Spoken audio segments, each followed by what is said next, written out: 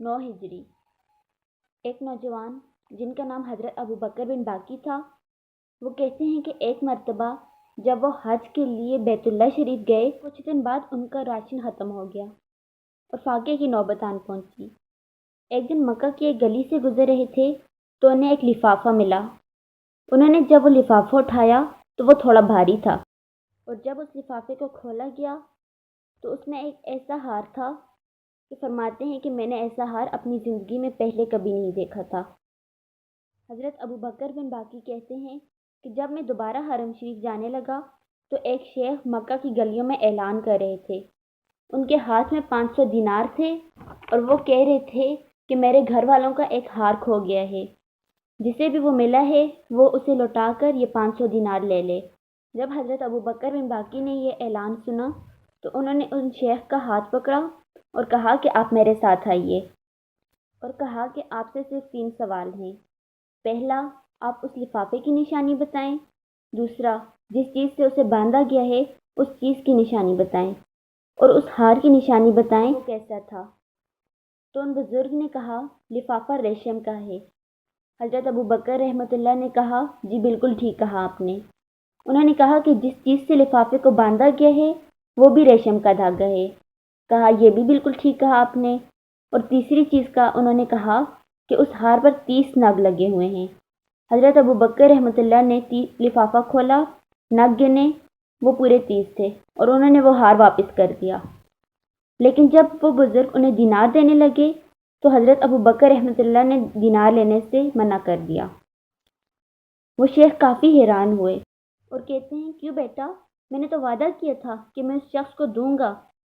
تو کہتے ہیں کہ میں نے اللہ کے لیے کام کیا ہے، یہ چیز مجھے ملی تھی اور مسلمان ہونے کے ناطے میرا فرض تھا کہ میں اس چیز کو اس کے مالک تک پہنچاؤں، تو میں آپ سے اس کا اجر نہیں لوں گا۔ حالانکہ ان کو ضرورت تھی، لیکن انہوں نے کہا کہ اس کا اجر میں صرف اللہ تعالیٰ سے ہی لوں گا۔ انہوں نے بہت زور دیا، نہیں آپ لیں، یہ آپ کا حق ہے۔ پر حضرت ابو بکر رحمۃ اللہ نے کہا کہ نہیں، میں اس کا اجر صرف اللہ سے ہی لوں گا، آپ جا سکتے ہیں، میں نے یہ امانت ادا کی ہے، کوئی احسان تھوڑی کیا ہے۔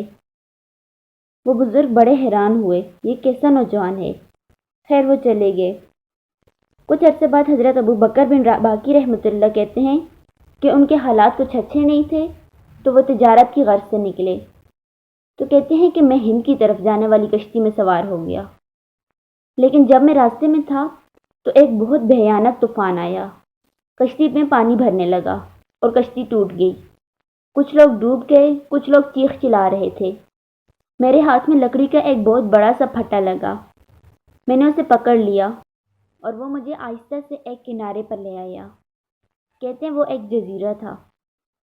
جب میں اس جزیرے پر پہنچا تو الحمدللہ وہ جزیرہ ویران نہیں تھا، وہاں لوگ آباد تھے، اور جب میں وہاں اندر گیا تو پتہ لگا کہ وہاں کے لوگ مسلمان تھے اور وہاں مسجد بھی تھی۔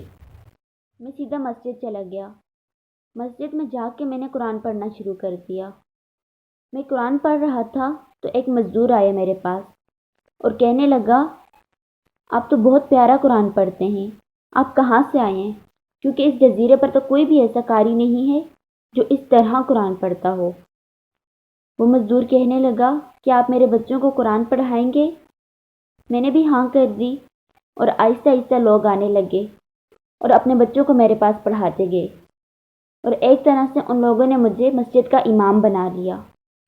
کچھ عرصے بعد میں نے ان لوگوں سے کہا کہ میں ابھی جاتا ہوں اس جزیرے کو چھوڑ کر، مجھے اپنے گھر اور کاروبار کی طرف واپس جانا ہے، مجھے اجازت دیں۔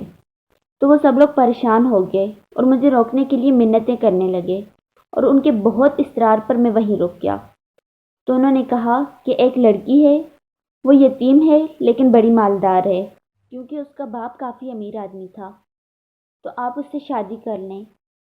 میں نے بھی کہا ٹھیک ہے، اور جب ان کا نکاح ہوا تو انہوں نے اس لڑکی کو دیکھا اور اس کے گلے پر جب نظر پڑی تو وہ حیران رہ گئے، کیونکہ اس لڑکی نے وہی ہار پہنا ہوا تھا جو اس روز مکہ کی گلیوں میں انہیں ملا تھا، اور انہوں نے اسے واپس کر دیا تھا۔ وہ کافی حیران اور پریشان ہو گئے۔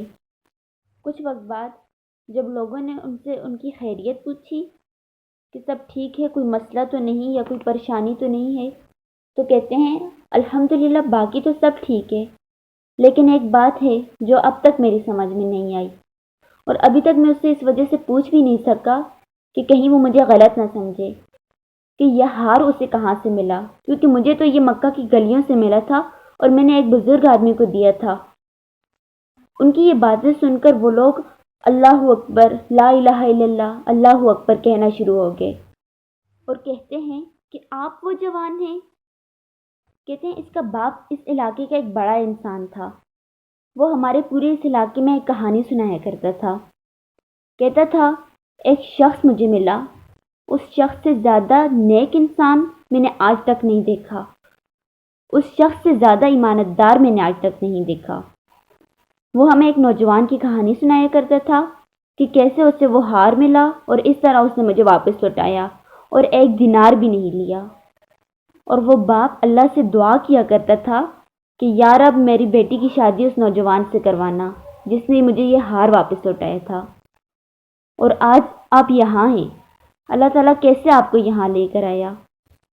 وہ بڑے حیران ہوئے کہ سبحان اللہ، کس طرح سے انہوں نے اس ہار کو اللہ کے لیے دیا تھا اور اجر کی امید بھی صرف اللہ تعالیٰ سے رکھی، تو کس طرح اللہ تعالیٰ نے انہیں کہاں کہاں سے لا کر وہ ان کی زندگی بنائی اور وہ ہار بھی انہیں لوٹا دیا، اور انہوں نے صرف 500 دینار کو اللہ کے لیے ٹھکرایا تھا۔